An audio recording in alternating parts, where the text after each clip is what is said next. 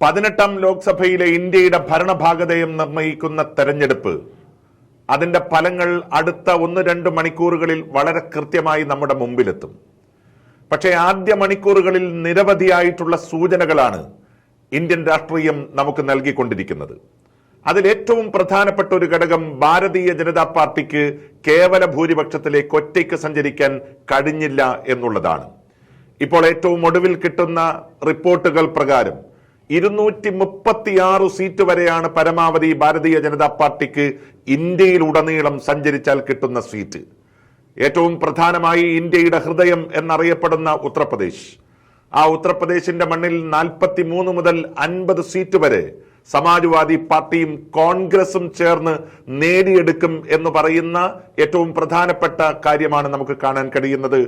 യോഗിയും മോദിയും ഒരുമിച്ച് പോരാടിയ ഇന്ത്യയുടെ ഏറ്റവും വലിയ സംസ്ഥാനത്ത് BJPക്ക് കിട്ടിയിരിക്കുന്ന ഈ തിരിച്ചടി ഇനി ഒരിക്കലും അവർക്കൊരു തിരിച്ചുവരവിന്റെ സൂചന നൽകുന്നതല്ല. ഇന്ത്യയുടെ പ്രധാനമന്ത്രിയായി ഭാരതീയ ജനതാ പാർട്ടിയുടെ ബ്രാൻഡ് അംബാസഡറായി മത്സരിക്കുന്ന നരേന്ദ്രമോദി വോട്ടെണ്ണലിന്റെ ആദ്യഘട്ടങ്ങളിൽ വാരാണസിയിൽ പിന്നോട്ട് പോവുകയും അതിനുശേഷം കഴിഞ്ഞ തവണ നേടിയ 4 ലക്ഷത്തിലധികം വരുന്ന ഭൂരിപക്ഷത്തിന്റെ പകുതിയിലേക്ക് പോലും യാത്ര നടത്താൻ കഴിയാത്ത രീതിയിൽ അവിടെ നിൽക്കുകയും ചെയ്യുകയാണ്. അപ്പോഴാണ് നമ്മൾ ഒരു കാര്യം തിരിച്ചറിയുന്നത്, നരേന്ദ്രമോദിയുടെ ഭൂരിപക്ഷം ഗണ്യമായി കുറയുകയും അതുപോലെ തന്നെ നരേന്ദ്രമോദിയോടൊപ്പം ചേർന്ന് നിൽക്കുന്ന ഏറ്റവും പ്രധാനപ്പെട്ട കേന്ദ്ര സർക്കാരിലെ അംഗമായി അറിയപ്പെടുന്ന സ്മൃതി ഇറാനി, രാഹുൽ ഗാന്ധിയെ എതിർക്കാൻ അമേഠിയിലേക്ക് കൊണ്ടിറക്കിയ സ്മൃതി ഇറാനി ഇപ്പോഴും വലിയ വോട്ടിന് പിന്നിൽ നിൽക്കുകയും ചെയ്യുമ്പോൾ അമിത്ഷായുടെ ഭൂരിപക്ഷം 3 ലക്ഷത്തിൽ എത്തി നിൽക്കുകയാണ്. ഇവിടെ സ്വാഭാവികമായും നമുക്ക് കാണാൻ കഴിയുന്ന ഒരു ഉൾപോരാട്ടം, ഭാരതീയ ജനതാ പാർട്ടിക്കകത്ത് നടന്നുകൊണ്ടിരിക്കുന്ന ഒരു ഉൾപോരാട്ടം വളരെ കൃത്യമായി വ്യക്തമാവുകയാണ്.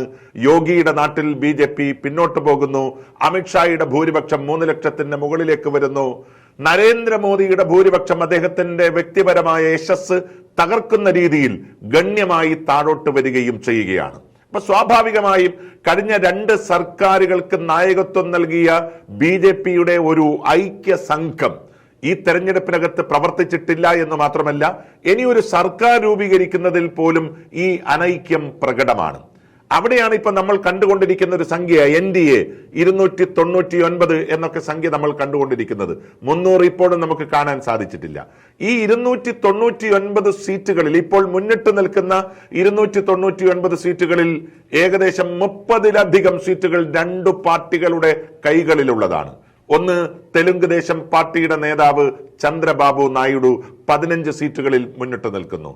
ഒഡീസയിൽ നവീൻ കുമാറിന്റെ BJD ഏകദേശം 16 സീറ്റുമായി മുന്നിട്ട് നിൽക്കുകയാണ്.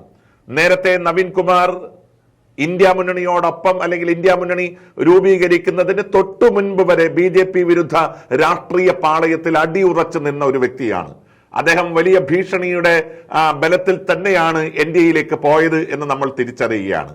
അങ്ങനെ 2 രാഷ്ട്രീയ പാർട്ടികൾ ഇന്ത്യ മുന്നണിയോടൊപ്പം ചേരുകയും ഇന്ത്യയുടെ മതേതര ജനാധിപത്യ സ്വഭാവങ്ങൾ തിരിച്ചുപിടിക്കണം എന്ന ഇന്ത്യയിലെ മഹാഭൂരിപക്ഷം ജനങ്ങളുടെ അചഞ്ചലമായ പോരാട്ട വീര്യത്തെ അനുസരിച്ച് കൂടെ നിൽക്കുകയും ചെയ്താൽ BJPക്ക് ഒറ്റയ്ക്ക് അധികാരത്തിൽ വരാൻ കഴിയുന്ന സാഹചര്യം ഇപ്പോഴില്ല എന്ന് വളരെ വ്യക്തമാണ്. പ്രത്യേകിച്ച് ഇവിടെ മുസ്ലിം വിരുദ്ധത മുന്നിൽ വെച്ചുകൊണ്ട് അതൊരു ഏറ്റവും പ്രധാനപ്പെട്ട രാഷ്ട്രീയ അജണ്ടയായി മുന്നോട്ട് പോയ BJPക്കെതിരെ സ്വാഭാവികമായും ചിന്തിക്കാനുള്ള ശക്തി ചന്ദ്രബാബു നായിഡുവിനും അതുപോലെ തന്നെ നവീൻ കുമാറിനും ഉണ്ടായാൽ ഇനിയൊരു സർക്കാർ BJPയുടെ നേതൃത്വത്തിൽ ഉണ്ടാവില്ല എന്ന് അസന്നിഗ്ധമായി നമുക്ക് പറയാൻ വേണ്ടി കഴിയും.